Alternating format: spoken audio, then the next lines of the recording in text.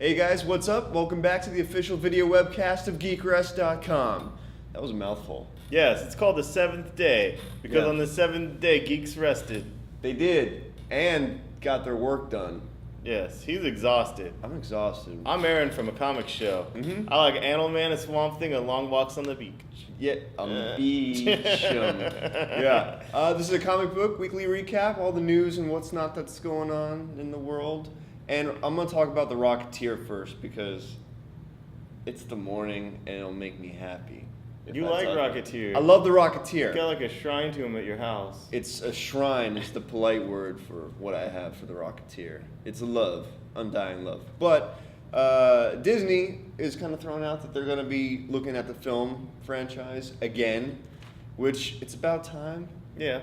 But, I mean, you kind of got to wonder. I think it was Alan Horn. He's like a new chairman. He's like looking at all the comic book properties that Disney owns already, given the success of everything they've done with, you know, the little indie, the Avengers.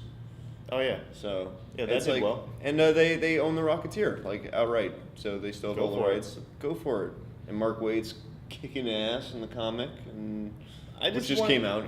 I would want it to be set, you know, in its time. You know, yeah. I don't want a modern day like 2012 Rocketeer. No, it's good. It's like good pulpy material. Right. They don't have to write the original about. Yeah, I mean they can break new ground and all. I mean, it doesn't have to be like retreads of stuff that's been in the comics or a retread of the old movie. But you know, I just don't like it when they're like, oh, we're gonna modernize everything, because I mean, he's a dude with a jetpack and a gun and you know that crazy helmet. It's just, it looks kind of like Art Deco-y, old schooly, whatever the correct terms are. I like that stuff. You know, it harkens back to a day before the civil rights movement, and you know, when it's like it's his time to shine. Yeah, no, but you can imagine the internet when the white man could put on a jetpack and save the day. Yeah, no one's named Cliff anymore. That's a cool name though, Cliff. Cool name. No one's named Buddy Baker, but it's true. All right. All right. What else do we want to talk about here in the film stuff? 20th Century Rights. 20th Century Rights. 20th Century Fox gave up the rights to Daredevil because they didn't produce, right? They let it slip. They let the clock run out at San Diego Comic-Con. They were kind of hinting, the clock is running out for us, and they couldn't get anything together. They had a director lined up and everything, but I like Daredevil as much as the next guy, and you know I love Mark Waid's. I mean, I love his Daredevil. You know, I love his Daredevil. Oh yeah. However, thinking of Thanos, thinking of Avengers, thinking of Guardians of the Galaxy, I sure as hell wish it was the Fantastic Four stuff that relapsed, so we could have gotten, you know, Galactus and Silver Surfer with Thanos and all that stuff, you know, but we'll take what we can get. We'll cry a little bit. But Daredevil, I mean, that's cool. And Mark Waid just did an interview where he's like, dude, this is like the perfect character for television. Marvel needs to incorporate him more. Granted, the cinematic universe would be awesome because... But a procedural thing where he has the cases, and the cases are interesting because people love watching, you know, stuff about courtroom dramas and police procedurals and whatnot, and then you throw in the superhero vigilante aspect into it. The budget's still kept low, and it has all that intrigue of what people already wanted to see with their courtroom dramas. Right. And then whatever he can't solve in the courtroom, he solves outside. He's kind of like, you know, House, where the Dr. House, like whatever he couldn't solve with like regular medical stuff, he started going outside of the rules, and he was like a vigilante doctor. It's like vigilante lawyer, man. I mean, that could work. That's cool. Mark Waid's the man. Ally McBeal with, you know, horns. No, it's not like that at all. It could be. It could be though. But that's cool. So that's cool for them to have the rights for that. I think they don't have. They think 20th Century Fox keeps the rights for Elektra, which is until they let that lapse. Lapse. But that's cool. Daredevil, film, rights, whatnot. And comic book news. Oh, this is a success. Rob Liefeld, Bloodstrike. A week ago, they announced that his movie rights are coming through for Bloodstrike. No way. His Image, what? I don't know. It's the same guys who funded like Dread 3D. Yeah, I don't really understand Bloodstrike. It looks like Grifter without like the flowing thing. It's just like, I don't know, man. I mean, I don't know. I mean, there's a new comic out with it, and it's not really anything. And you know, the other stuff that stray very muchly from Liefeld's original stuff, like Prophet, is amazing. Glory, phenomenal. Bloodstrike, I read the first issue, like, you know, whatever. Well, he was so happy about the news that he up and quit DC. Well, you know, he's probably on his way out anyway. I mean, he was supposed to move the needle on those books, and I didn't see the needle move. And you can tell he used to be like, oh, he's the nicest guy, he's such a sweetheart, he's always a champion of other creators. Trying to be. And, on Twitter he had that big snafu talking about D-list creators making a name for themselves on Deadpool. Yeah. And it's like, what about like you were just at the right place at the right time when you created a couple of characters that really weren't that original at all, like, I don't know, the Terminator that you called Cable, where, he came from the future to harass kids and part of his face comes off and there's metal. Yeah.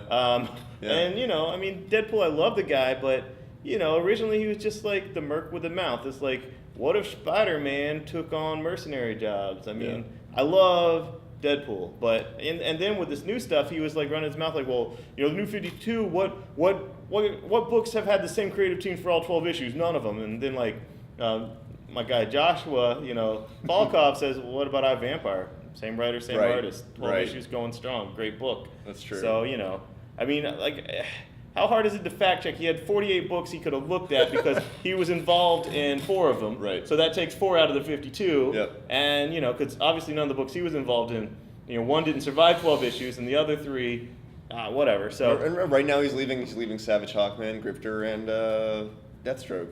Right. I'm glad the artist is staying on Grifter, Michaels, because I like that guy. But I don't know. I mean, Grifter was not what I wanted it to be. I wanted Grifter to be, sci-fi in the extent that Boba Fett is sci-fi. Like low budgety type of like sci-fi stuff. Like he was making more like a bounty hunter, mercenary type of thing. But whatever. Didn't work. Didn't do it. But in classic fashion, I mean, he went out pointing fingers and taking weird. names, like he didn't get along with Robert Kirkman recently with that whatever that was. Definitely not. Like the Infinite, and I was like. But he's like, DC, you just screwed up your handling of the New 52. He doesn't like it. He doesn't like the editors, the way they're managing, the artists. Well, a lot of people are saying that, but I don't think that he's like the enemy of your enemy is not your friend. I mean, just because. Right. Rob Liefeld didn't have a good experience doesn't mean that. I mean, he needs a heavy-handed editor in a way sometimes. He needs not to burn bridges at this point either. Well, he can do whatever he wants, and he is very nice to the fans at the cons, which is you can't say anything that's bad just about it. him. He's a sweetheart. And the childhood kid me on the frosted side of the mini-wheat just loved his New Mutants and X-Force. I just love that stuff. I mean, I mowed extra lawns just to buy all the variant covers. I will forever be an old school 90s fan like that. But if you're saying DC botched the New 52, the books he was involved in were, in my opinion, the bottom of the barrel worst. Unfortunately. And worst in sales, too, at this store. And worst, And one of the top books, though, Justice League. Right? Justice League's always been Justice League is number one. Yeah, it's that and Batman. The blockbuster book. Oh, yeah. Oh, yeah. But Jeff Johns and Ivan Reis are going to be leaving. Aquaman. Yeah. And Ivan Reis is going to Justice League. Why? I mean... Why both at the same time? I have no freaking idea. Why Jeff Johns couldn't have announced a new writer when he was leaving Aquaman? I don't know. He did such a great service to Aquaman, and he's like... First, it's like, oh, the artist is leaving, and I'm like, oh, bummer, I love that guy. But you don't expect artists to stay on a book longer than 12 issues anyway in modern comics. After a year arc. And then he's like, oh, by the way, I'm leaving too. It's like, no. I mean, what are you gonna do? Aquaman was like they made this character so. I know there's other writers that have a passion for Aquaman and want to get at him, but why not announce it then? And why not have Jeff Johns be the plotter or the co-writer, but at least the plot for a while, because he obviously has the vision. He turned the tide for Aquaman. Oh yeah. And like that was he could Anyway, I know Tony Bedard loves Aquaman. I'd like to see him. He did the Emperor Aquaman.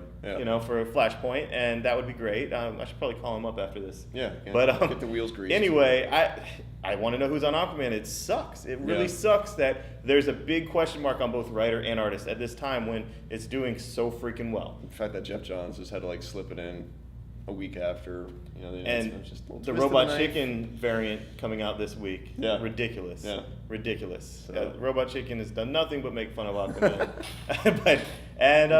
The Superman kiss, Superman Wonder Woman kiss. I know you didn't want to talk about What's this. What's the deal with this? I didn't realize that it made such a splash. It's huge. I mean, for one, you know that Superman's not gay and Wonder Woman's not a lesbian. No. I would have loved to see Wonder Woman be a lesbian. She comes from the island of Lesbos that they renamed Themyscira, commonly called Paradise Island. But Anyway, I would like to have seen her hook up with Batwoman. Yeah. You know, that would have been hot. But Ooh. anyway. So what's them? It's just them kissing on the cover, and all of a sudden eBay's like, eBay went crazy. I'll and, buy that for you know, $1. it's always been a thing, and there's been certain times where Wonder Woman and Superman have been shown together, like Kingdom Come obviously is a big Lust, one. yeah. And in Kingdom Come, their offspring was actually the Phantom Stranger. Mm-hmm. Like, I know this is an alternate world, Yeah. you know, but he opened it and it's like, oh, it was like a silver S. But It happened. anyway, but anyway, I'm excited to see that. I don't like Superman with Lois Lane. I just don't like it. I just don't. I mean, Lois Lane was relevant back in the 40s. And, you know, this strong, powerful career woman. Yeah. She was based on one of the original crusading female journalists. Of course. And a lot of times she just kind of emasculates Superman, makes him hold her purse, you know? Yeah, And, there's a you lot know, of that the flip of that is 60s. she gets in danger and then Superman has to help her, and then she looks weak. So how do you make her strong with, you know, it's been done well from time to time. Yeah. But, you know, it's the new 52. Yeah. Let's see some new relationships. I Some mean, super powered, you know. no one stays with the same woman for 75 years. It's true. I mean, It's true. Comics need to accurately I mean, it's reflect because people the- die, but still, Yeah. no one stays with the same one for Yeah, 75 until years. death do you part. It's, Yeah. you know, until you die. So, I'm excited about that. And finally, last little thing. I know you won't say much because you're not really a gamer per se, but Nintendo Power announced they're closing their doors, and I gotta. That's just. I'm mentioning that because. I have an angle on sad that. face. Yeah, what's your angle? My angle is all these people complaining about it. What was the last one they bought? Were they subscribed Oh, I'm not to it? complaining. What's I the last understand one? perfectly What's why the they're last going- Nintendo Power? I mean, it's like the people complain like, my favorite record store went under. All these comic book stores are going under. What was the last record you bought? Yeah. Oh. So, you know, like people have a nostalgic tie to It's it. total nostalgia. That's it. And that's just- awesome.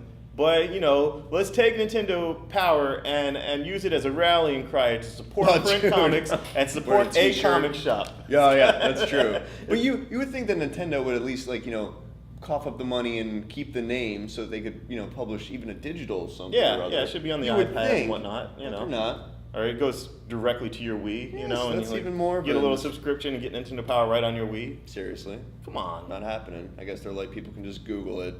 I don't know. Use Google. So that's it. Brief little weekly news rundown from the week, and yeah, that's it. Tune in on Twitter and Facebook. Next week seems Like- like it's going to be a lot more comic book announcements. A lot more comic book. It was kind of a slow week, but it was fun. He The likes the Rocketeer. Yeah. Yeah. I like selling digital copies from that digital sale. It's over yeah. now, but man, I sold some digital copies. Yeah, Mark Wade. That's it. Mark Wade loves digital. Yeah.